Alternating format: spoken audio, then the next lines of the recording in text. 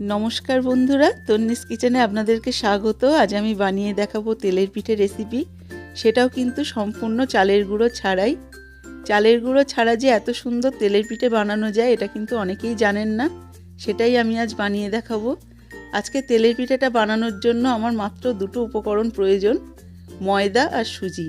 ময়দা আর সুজি দিয়ে যে এত সুন্দর ফুলকো ফুলকো তেলের পিঠে বানানো যায় এটা অনেকেই কিন্তু জানেন না। এখানে আমার পিঠেটা বানানোর জন্য নিয়ে নিলাম 1 কাপ পরিমাণ ময়দা, হাফ কাপ পরিমাণ সুজি, হাফ কাপ পরিমাণ চিনি। এবার দিয়ে দেব সামান্য পরিমাণ নুন। এই সমস্ত শুকনো উপকরণগুলো আমি একটা চামচের সাহায্যে ভালো করে মিশিয়ে নিচ্ছি। এরপরে আমি এখানে অ্যাড করব 1 কাপ পরিমাণ তরল দুধ। দুধটা কিন্তু ঈষদুষ্ণ গরম নিতে হবে। আর দিয়ে দিচ্ছি হাফ কাপ পরিমাণ জল। জলটাও দিয়ে দিলাম ঈষদুষ্ণ গরম। এখানে কিন্তু বেশি গরম নেবেন না, তাহলে কিন্তু ময়দাটা দলা পাকিয়ে যেতে পারে। এখানে ভালো করে আমাদের ব্যাটারটা গুলে নিতে হবে যেন কোনো লাম্পস না থাকে। আর দেখুন গোলার পরে কিন্তু এরকম থিকনেস হয়েছে। এটা আমি 15 মিনিটের জন্য ঢেকে রেখে দেব। 15 মিনিট পরে যখন সুজিটা ফুলে উঠবে তখন কিন্তু ব্যাটারটা আরও গাঢ় হবে। এর ঘনত্বটা আমি আপনাদেরকে একটু তুলে দেখাচ্ছি। ঠিক এরকম একটা স্মুথ ব্যাটার এখানে বানাতে হবে। এবারে আমি গ্যাসের উপরে একটা প্যান বসিয়ে দেব। প্যানটা গরম হলে কিছুটা তেল দিয়ে দেব। তেলটা কিন্তু এখানে একটু বেশিই দিতে হবে, কারণ পিঠেগুলো আমাদের ভাজার জন্য ডুবো তেল প্রয়োজন।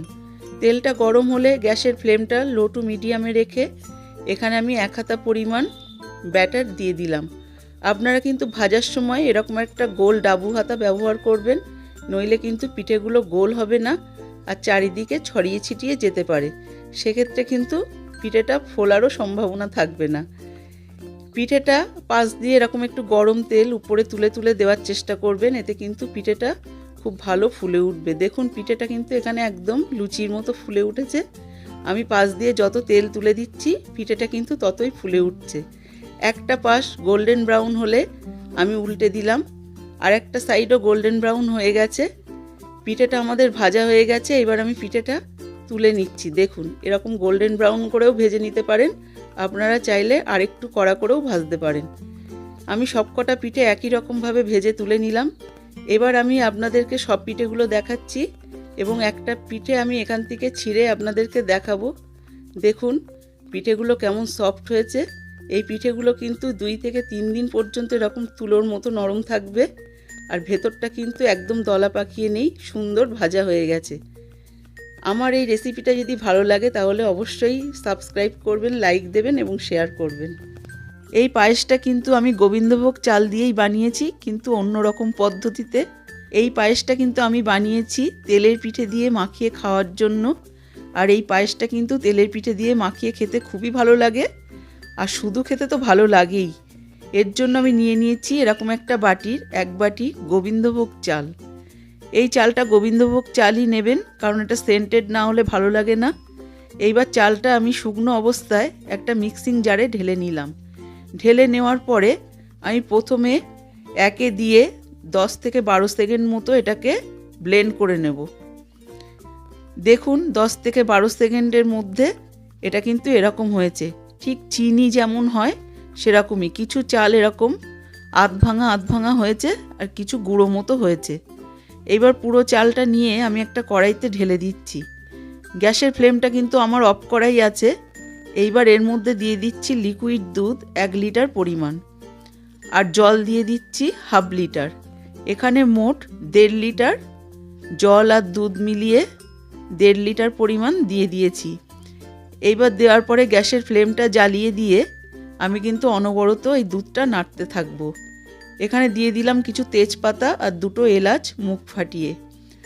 আর যতক্ষণ না গরম হচ্ছে দুধটা ততক্ষণ কিন্তু অনবরত তলার দিক থেকে এরকম নাড়তে থাকতে হবে, নইলে কিন্তু চালের গুঁড়োগুলো জমাট বেঁধে যাবে, দলা পাকিয়ে যাবে, তখন কিন্তু পায়েসটা খেতে ভালো লাগবে না। এইবার দুধটা ফুটে উঠলে দিয়ে দেব সেই বাটিরই 1 বাটি পরিমাণ চিনি আর স্বাদ মতো নলেন গুড়। আপনারা পায়েসের মিষ্টিটা যেমন খেতে পছন্দ করেন মিষ্টিটা কিন্তু তেমনই দেবেন। আমি এখানে নুন দিলাম না, আমার পায়েসে নুন পছন্দ না, তাই দিইনি। আপনারা যদি কেউ নুন খেতে পছন্দ করেন তাহলে দিতে পারেন। দেখুন পায়েসটা ফুটতে শুরু করেছে। এই সময় কিন্তু আমি গ্যাসের ফ্লেমটা লো টু মিডিয়ামে রেখে 10 মিনিট মতো ফুটতে দেব। 10 মিনিট পর আমি গ্যাসের ফ্লেমটা কমিয়ে দিয়ে আরও 5 মিনিট হতে দেব। এইবার পায়েসটা ঠান্ডা হলে আপনাদেরকে আমি একটা বাটিতে সার্ভ করে দেখাচ্ছি। এই পায়েস রেসিপিটা অবশ্যই আপনারা বানান এবং তেলের পিঠের সাথে সার্ভ করুন। এটা তো গরম অবস্থায় ভালো লাগেই, ঠান্ডা হলে কিন্তু আরও সুন্দর লাগে। আর আপনারা বানিয়ে কমেন্ট করতে ভুলবেন না যে আপনার এই রেসিপিটি কেমন লাগলো।